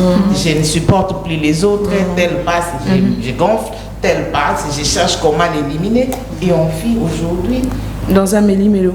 Dans un monde où on pouvait bien s'entendre. C'est compliqué chez les femmes. C'est compliqué. Aujourd'hui même, on dit que parfois, quand tu veux avoir accès quelque part et que tu y vas, tu rencontres une femme, c'est difficile de passer, alors que si tu rencontres un homme, c'est plus facile de passer. Voilà, c'est question des complexes là-dedans. Pourquoi? Parce que dès qu'on arrive, on se sent en face des rivales. Or, ce sont des opportunités d'avancer. Je crois qu'avec Bénédicte, on a fait aussi une émission sur l'entrepreneuriat. Voilà. Opportunité qui devient obstacle. Dès que nous disons ça, tout le monde est. Donc, il y a moi si, Motema makasi. ce n'est pas, c'est simplement c'est parce que les cœurs est rempli déjà. Et puis les femmes, entre elles, ont du mal à se soutenir. Ni à se féliciter. Le cœur est rempli de jalousie et d'amertume. Moi, j'ai vécu avec une femme dans la même parcelle quand les enfants étaient encore tout petits. En tout cas, mais vous savez, quand les enfants échouent, ils salissent les habits. Mais moi, j'ai appris à laver les habits d'une manière propre, même si ce sont des habits que les enfants portent à la maison, ça reste propre. Alors, quand j'ai étalé mes habits et qu'elle étalait ses habits à elle, en tout cas, pour les habits de ses enfants avaient vraiment terminé. Au lieu d'apprendre, de poser au moins la question pour savoir comment tu fais. Il faut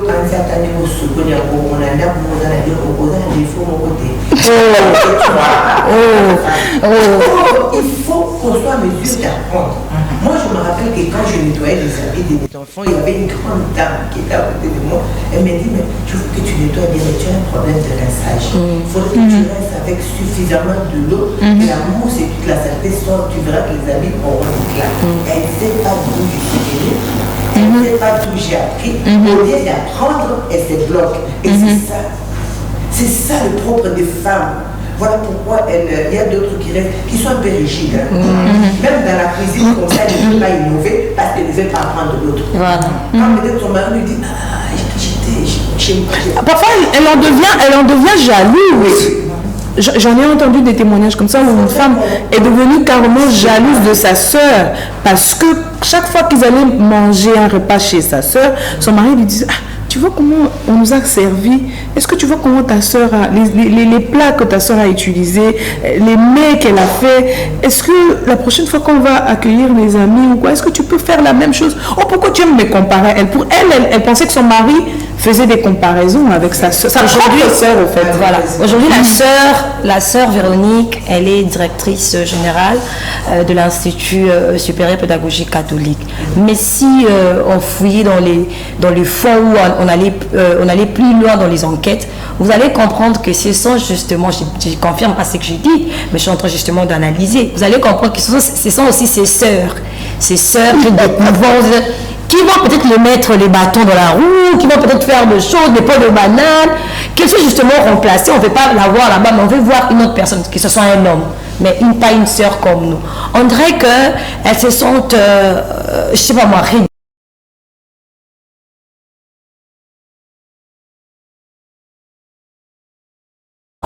Moi, Bénédicte, j'ai la surtout vous devez avoir subi beaucoup de choses de ce genre. Suivi, bien sûr, mais moi je dirais que, et comme Madame Masser l'a dit, c'est un manque d'orientation aussi. Oui. Parce que souvent dans notre programme, aussi bilingue, manque d'orientation et souvent c'est quand nous donnons la formation sur les questions de leadership, elle est sortie de quelle famille, là où elle est grandie. C'est ce qui m'a aidé aussi. Ok. Ce qui m'a aidé, ce programme de leadership m'a aidé parce que ça m'a permis de connaître qui est qui, avec qui je travaille et comment maintenant à développer dans la gestion des émotions de chacun. Ok. D'accord. Quand vous êtes dans une association, dans un groupe, vous devez savoir, se connaître en sachant les comportements de chacun.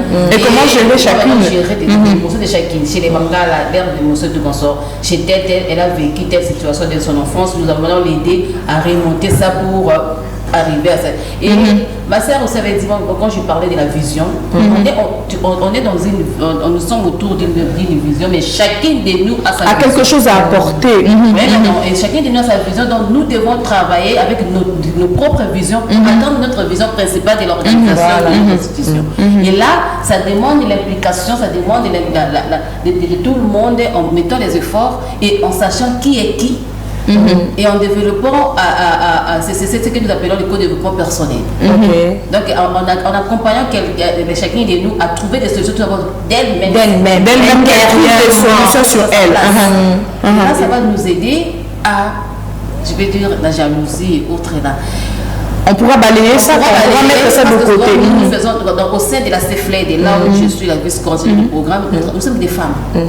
Tous nos organes, c'est-à-dire Assemblée générale, coordination, des départements, ce sont des femmes, dirigés par des femmes. Mais dans nos axes thématiques, nous avons des hommes, en tenant compte de la méritocratie. Et quand nous travaillons, en tout cas, nous travaillons en étroite collaboration. On a fait des check-in, des check-out. Quand on arrive le matin, là, on sait comment tu te portes. Je me suis un peu mal. Qu'est-ce qu'il y a? On doit savoir l'état d'esprit de chacun. Ils vont nous aider maintenant à remonter son moral pour qu'ils ne puissent pas rentrer tel qu'il était venu. Voilà. Ok. Vous voyez. Et là, ça nous aide maintenant à essayer de bannir ce que nous appelons la jalousie, ce que nous appelons les difficilités, les petites choses là.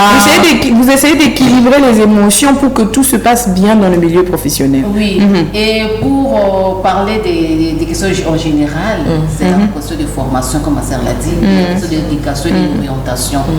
Nous avons des filles, des yaya, des grandes sœurs et des petites sœurs. Nous devons les orienter en sachant ce qu'elle est capable de faire et en l'amenant à valoriser ce qu'elle a elle-même. Compétences.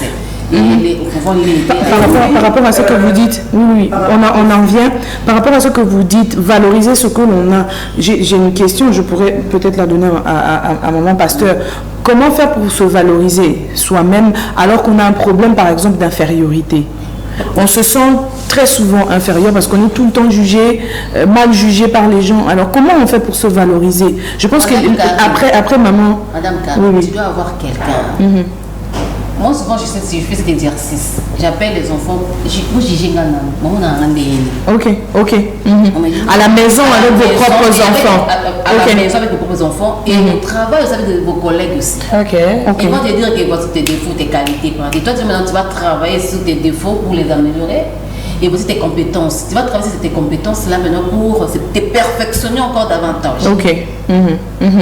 C'est un point. Je crois que là, c'est un problème crucial. Ça va dès le bas âge. Quand on forme les enfants, je crois que nous demandons à chaque fois aux enseignants, ne dites pas aux enfants, aux azouba. Ne dites pas aux enfants,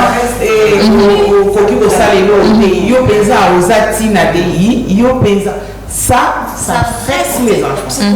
Et psychologiquement, la personne grandit comme ça. C'est comme ça que je disais, dès que les gens entrent au couvent, sachant qu'on va faire une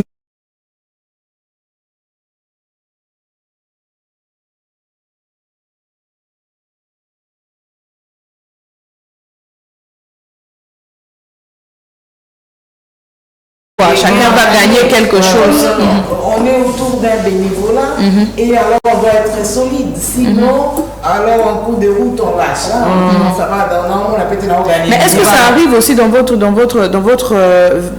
communauté, ou bon, pas dans votre communauté, mais dans votre quotidien à vous, ça vous arrive dans le secteur religieux de rencontrer des personnes, des femmes qui sont vraiment des barrières, qui s'érigent vraiment en obstacle et qui sont vraiment pénibles? Tout est possible et c'est pourquoi l'histoire personnelle doit être guérie. Sans les blessures. Voilà. C'est pourquoi nous demandons toujours. Oui, nous faisons comme je disais tout à l'heure, la psychodiagnostic. Vous faites face à votre réalité personnelle et vous vous dites, ce n'est pas la fin du monde, tout est possible, je peux me reconstruire. Ça c'est d'abord un travail personnel. Et vous êtes accompagné, vous n'êtes pas seul. Et souvent, il faudrait se faire accompagner par quelqu'un. On voit dans l'histoire, il y a plusieurs blessures. On vous fait accompagner par un psychologue jusqu'à ce que vous ayez accepté. Par contre, on trouve des personnes qui n'en veulent pas. Qui ne veulent carrément pas de l'aide ou du changement. On fait retour à cette histoire. On se rend compte, on fait face à des blessures, peut-être qu'on aimerait pas regarder. On a comme l'impression qu'en fait, Azo Kansane, tu as fait fongola l'issue ba poter kala. Alors, elle ferme la porte. elle devient résistante et la résistance continue et des fois malheureusement on a affaire à des personnes difficiles. Peu importe ce que vous pouvez lui demander ou lui donner comme service, maman avait parlé, il y a un problème. Donc il peut rendre la vie difficile aux autres. Alors voilà, merci maman, beaucoup. D'accord. D'accord. Ok, allez-y. Ah oui, maman pasteur, s'il vous plaît.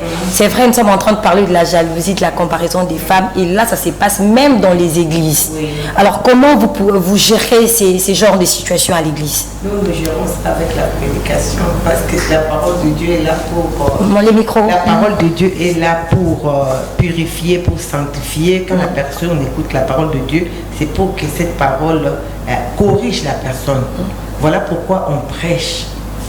On prêche, on édifie et on ne cache rien.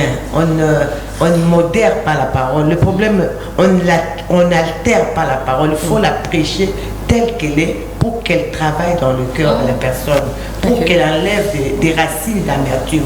Il y a des gens qui ont reçu ces racines à partir de la maison, même d'autres ont reçu à partir du ventre.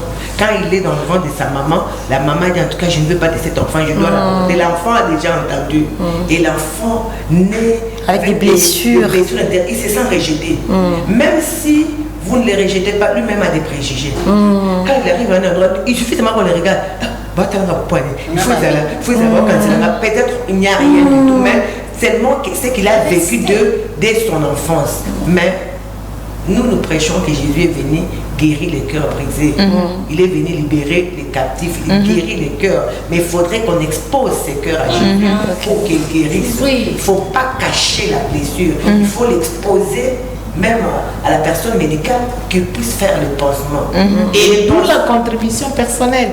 Comme disait Saint Augustin, Dieu nous a créés sans nous, mais il ne peut pas nous sauver sans nous. Voilà. Vous devez participer, vous devez vous ouvrir pour qu'on arrive, comme maman disait, que la parole vous atteigne et que vous puissiez faire un travail personnel. Et puis vous puissiez croire en cette parole, croire que vous avez de la valeur. Même si on vous disait à l'école, à la tu crois que celui qui t'a créé te dit que tu as de la valeur à ses yeux parce qu'il a donné son fils à ta place. Parce qu'il a donné son fils à ta place, tu as de la valeur. Crois ne fût qu'à cet amour-là et puis avance avec cet amour. Parce qu'il faudrait quand même se fixer quelque part. Fixe-toi sur cet amour. Et fais confiance à cet amour et fais confiance dans les grâces que Dieu a mis en toi. Peut-être qu'on te dit que yo on est le côté, tu as quelque chose. Et moi j'aimerais poser une question sur ça. Est-ce qu'il y a-t-il au moins une femme qui n'a rien? Est-ce que ça existe? Une femme qui n'a pas un don, qui n'a rien? Non.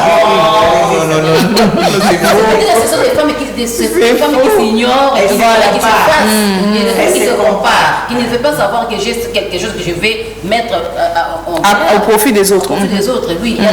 Je peux dire, il n'y a pas une mossa zoba azate. Ok. Mais tout à l'heure, vous avez dit au début de l'émission, demandant à Madame Bénédicte, les femmes sont remplies des qualités, des capacités énormes.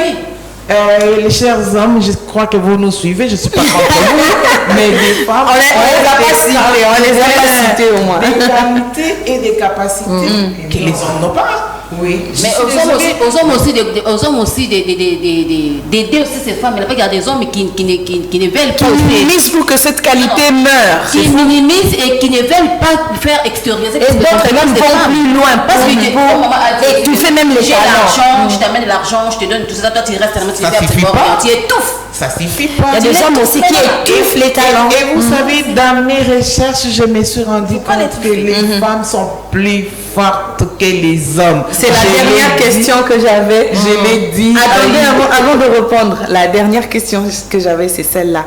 Aujourd'hui, on nous répète tous les jours que les femmes sont des êtres faibles. Est-ce que les femmes sont faibles? Nous allons avoir une minute, parce que nous sommes déjà à la fin. On va s'expliquer. Vous allez expliquer sur tous les points. On aura 2 minutes, et puis c'est fini parce qu'on vient de me faire signe qu'on n'a plus que 5 minutes. Allez-y, ma soeur. C'est faux. Les femmes sont plus fortes que les hommes. Je les déclare tout haut. Je l'ai déjà déclaré. En acceptant, mais je crois qu'on doit couper cette partie, mettre ça dans les réseaux sociaux. Avec Madame Bénédicte. En acceptant de vous faire lapider. Voilà. Parce que Nous avons double casquette. Je vous dis que c'est incroyable, je crois. Si vous avez prêté attention à ce que je vous ai montré tout à l'heure, c'était de ça que nous disions cette fois-là. Elle est là. Elle se lève à 4 heures, elle lave, elle prépare, elle avance la cuisine. Elle va étudier à l'école théologique. À 14 heures, elle coupe, elle revient d'abord finir ce qu'elle avait commencé. Elle met la table pour que tout le monde mange. Ça ne suffit pas. Elle a bien dit qu'elle n'avait pas de bonnes. Elle ramasse, elle lave. Et après, direction église pour vous prêcher, vous encadrer. Elle revient à la maison, elle doit donner encore les repas préparés. Et elle est la dernière à dormir pour se rendre compte que chaque chose est à sa place. Et ça finit pas là-bas. Je ne blesse personne. Elle doit aller au lit et elle doit prendre encore soin de quelqu'un d'autre là-bas. Et je vous dis que c'est chaque jour comme ça. Et si elle doit aller encore au boulot, comme elle a dit, elle doit vendre, elle va au bureau, elle doit travailler et elle revient. C'est pas seulement aux mamans qui travaillent. Allons-y au village, au champ.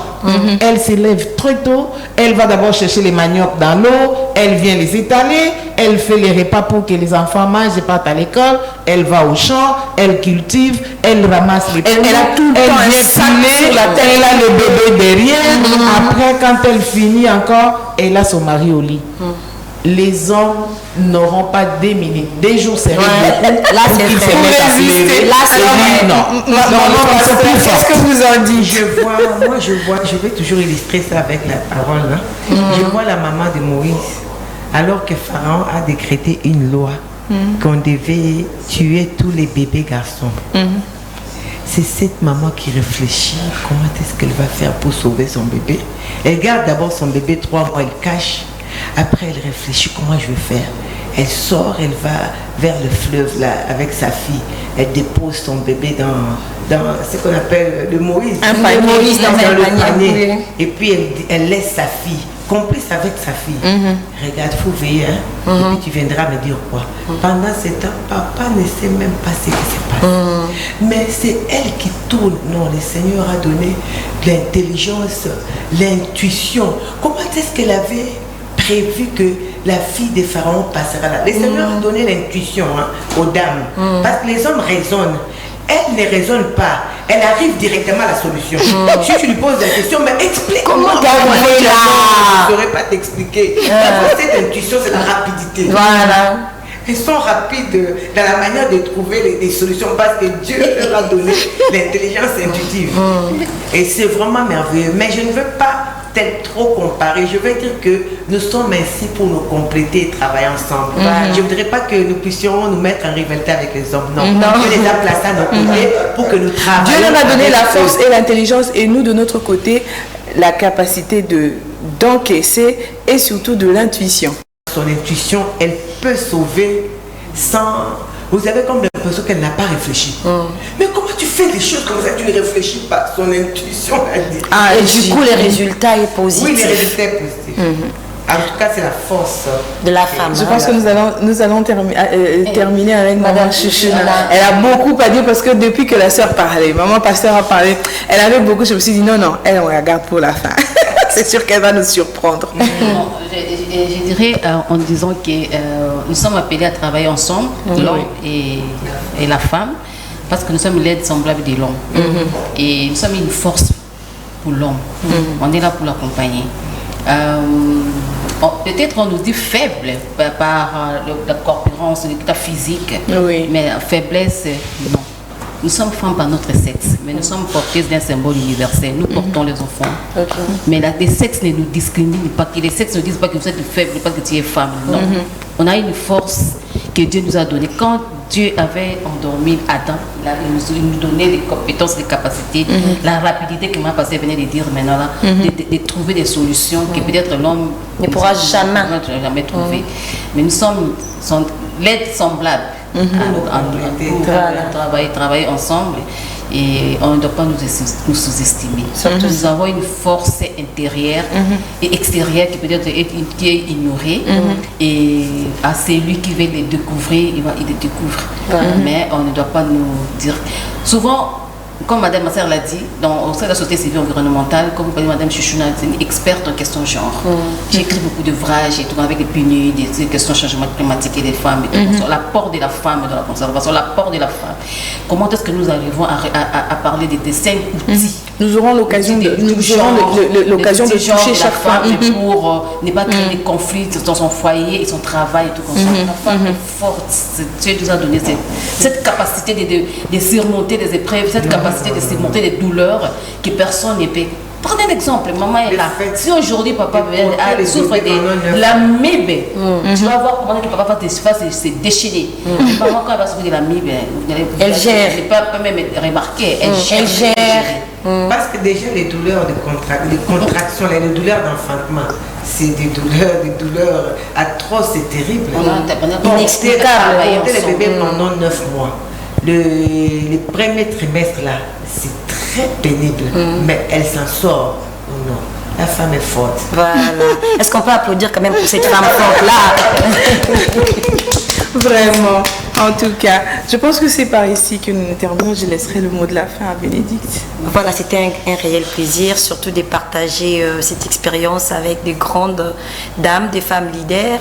Je pense que cette discussion a justement édifié une femme qui nous suit depuis quelque part, a édifié une maman qui s'est peut-être dit que je suis nulle, je ne vaux rien, voilà, je ne sais quoi faire. Elle s'est peut-être dit, elle a eu encore de l'espoir et puis elle s'est dit, ok, bon, je peux quand même faire quelque chose puisque ces paroles sortent de la bouche de la femme. On doit aussi apprendre à croire aux paroles de la femme. Hein. Est-ce que toi tu me crois? Je te crois. Ah, toi tu ne me crois pas? Je te crois. Effectivement, je te crois. Sérieux? Oui. C'est parce que la sœur est là. Non, si je ne te connaissais pas, ce serait différent. Mais de la manière dont je te connais, je sais que tu es une personne de confiance. Ah, c'est très fort ça. Je suis flattée, hein. Oh là là, au moins. Le 8 mars, on m'a dit que je suis une personne de confiance. Ça me fait du bien. Alors, on prend rendez-vous quand? Bon, ça dépendra des femmes leaders qui sont sur ce plateau. Dès qu'elles nous fixeront, nous allons... Le mois de mars n'est pas fini, on va se le dire. Hein. Ouais. Le mois de mars n'est pas fini, on vous donne rendez-vous prochainement pour plus d'apprentissage. Pourquoi? Parce que nous apprendrons dans le domaine de la gestion administrative de la sœur Véronique, comment elle s'en sort au quotidien. C'est quoi son quotidien? Comment elle fait tous les jours pour être justement à la hauteur et de pouvoir atteindre ses objectifs dans son travail. Et nous irons aussi, pourquoi pas, dans la vie de maman Pasteur Senda pour essayer de savoir comment elle tient le coup entre famille et église. Quels sont les défis qu'elle rencontre et comment enjamber ces défis-là pour atteindre son objectif. Et nous irons aussi sans gants avec maman Chouchouna. Madame Chouchouna, nous allons devoir apprendre beaucoup de vous, parce que vous êtes de celles qui apprennent le leadership aux femmes. Et qui est tout le temps occupée. Voilà. Vous êtes de celles qui apprennent le leadership aux femmes. Alors nous apprendrons comment avoir un leadership assis avec vous. Je pense que ce sera vraiment quelque chose d'intéressant et ça va aider plusieurs femmes et chacune de vous va poser une petite pierre dans la vie d'une personne qui va nous suivre et ça ce sera pour dans quelques jours. Hein, dans quelques jours. On ne vous promet pas le jour parce que les grandes dames qui sont sur ce plateau soient vraiment disponibles. Beaucoup de choses à faire. Hein. Voilà, mais on reviendra. Vous aurez à regarder cette émission. Pour ceux qui nous suivent maintenant en direct, nous avons été ravis de passer ce moment avec vous et ceux qui nous suivront peut-être en rediffusion. En tout cas, n'hésitez pas à nous écrire à travers le numéro qui s'affiche au bas de votre écran. Vous pouvez nous contacter, vous voulez faire partie de nous, n'hésitez pas, appelez-nous, nous allons vous répondre et nous allons, pourquoi pas, vous accueillir. Vous voulez passer vos annonces en tant que femme, vous êtes entrepreneur, on dit entrepreneur ou entrepreneuse? On dit entrepreneur. On dit entrepreneur, hein, femme. Hein? Ouais. Voilà, vous êtes entrepreneur en tant que femme. Nous vous offrons en fait l'occasion de venir nous parler de vos projets ou encore de ce que vous faites en tant que femme. Hein. Parce que c'est le mois de la femme. Oui. C'est vrai que c'est pas gratuit. Voilà, faut signaler. C'est vrai que c'est pas gratuit. Nous allons vous communiquer qu'est-ce qu'il faut. Mais n'hésitez pas. Nous voulons vous mettre en valeur pour ce mois de mars. Voilà. Et jusqu'à la fin du mois de mars, nous sommes là et nous allons pouvoir travailler ensemble. Nous allons pouvoir s'aimer des bonnes graines ensemble. Et nous vous disons au revoir et à très bientôt. À très bientôt.